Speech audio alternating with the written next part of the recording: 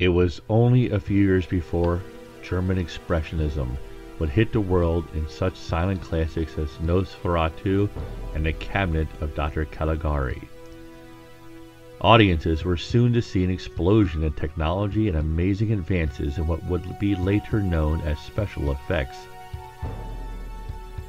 In the 19th century, the public would see such things as the stage effect known as Pepper's Ghost.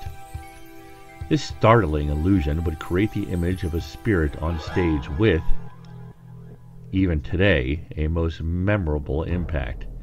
Indeed, the Pepper's Ghost effect is still used today, most memorably in Disney's The Haunted Mansion. As the public clamored for titillating thrills, there were those who answered the request with excessive abandon. Dieter Teuflisch was such a man.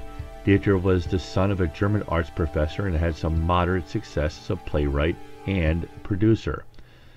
Born in 1865, Dieter was fascinated by magic lantern shows that his father would take him to.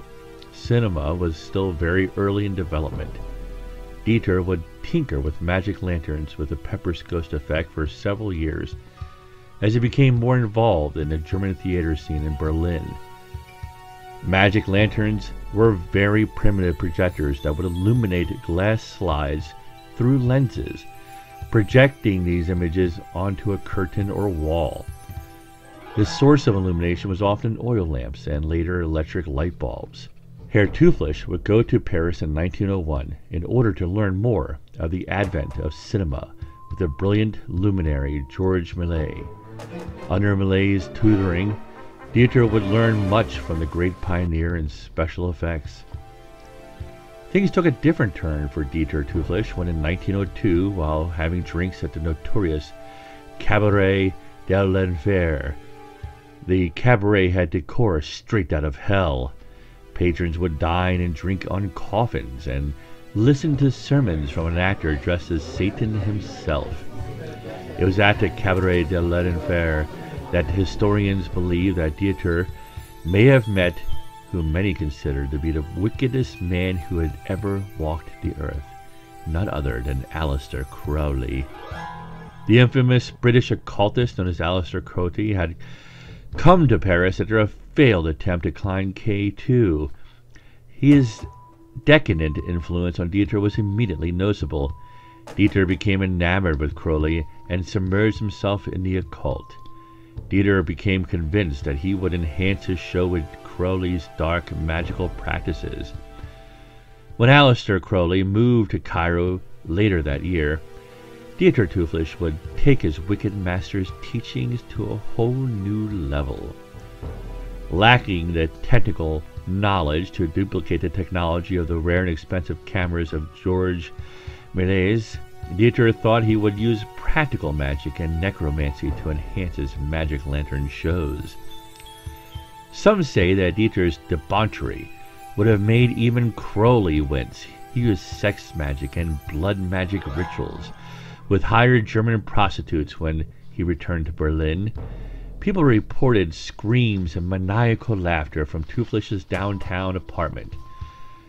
A letter written by a colleague of Teuflisch said that even his vice edge had changed and had taken on a somewhat satanic appearance. On Friday, October 13th, 1905, Dieter Teuflisch had scheduled a brand new show like none other at the Opernhaus Nibelungen, or Nibelungen Opera House. The show was called Der Torheit von Virgil, or The Folly of Virgil. Teuflisch had intended the show to be a follow-up to the Greek play The Divine Comedy, and specifically that of Dante's Inferno.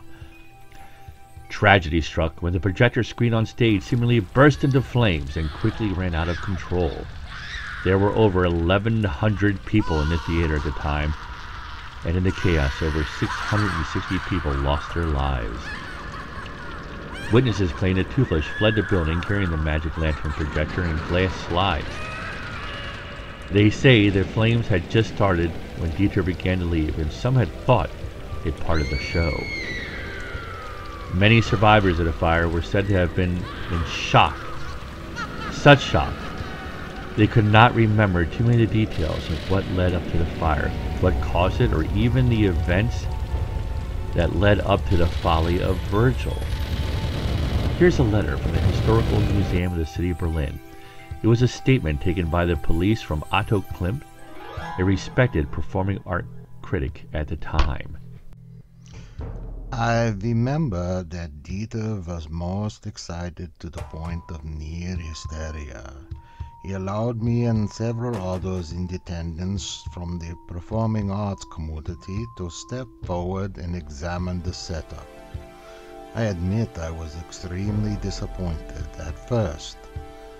It was just a small magic lantern. I had seen these things before, and from Dieter before. Usually when Dieter used these, they were enhanced by other optical apparatus and elaborate machinations. I saw none of these, save for the little projector. Dieter saw my face and set upon me to reassure me. Calm down, my old friend. There are secrets hidden here, inside and around. I have quite a diabolical show for you this evening. I felt better, but should not have.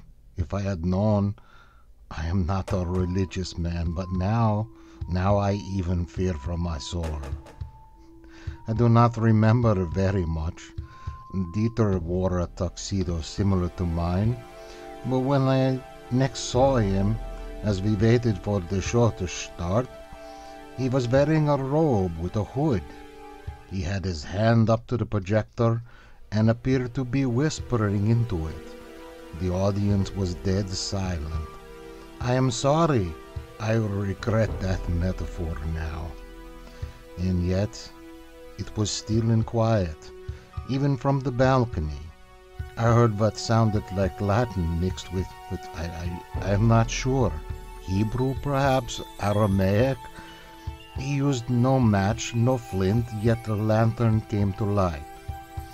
Yellow, orange, red flames flickered in and seemed to lick every corner. Now that I think of it, Dieter never even opened the damned thing. A powerful beam of light shot forth from the lantern. I saw him lift one of the glass slides and place it into the lantern. It was a medieval painting of a demon. Music and chanting could be heard, but theirs was as near as I could see no choir, no orchestra in the pit. I could not understand the words. The devil on the screen, it moved, it reached, colors and smoke arose from the stage and people screamed. The shadows of the theater seemed to darken, and there were eyes and teeth. The document goes on to say that Herr Klimt had to be sedated. Dieter Teuflisch was found in his Berlin apartment laughing and apparently mad.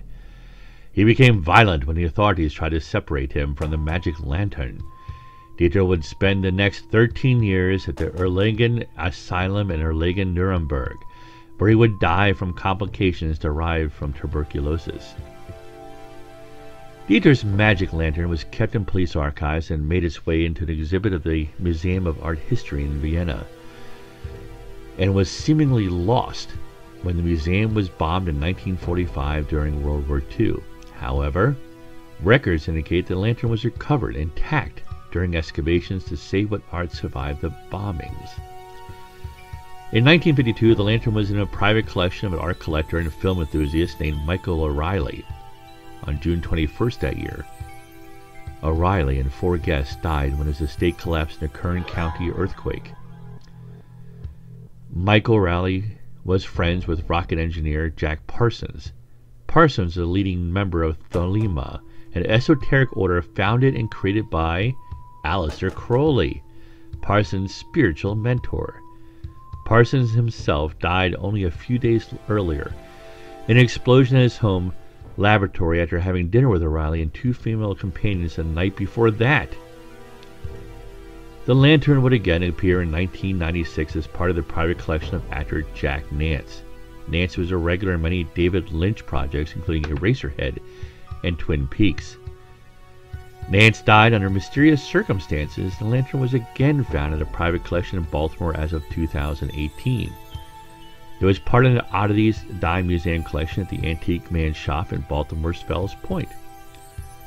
I myself first saw it in a glass display 5 feet from the two-headed mummy of Cap d'Oie and just next to the Fiji mermaid.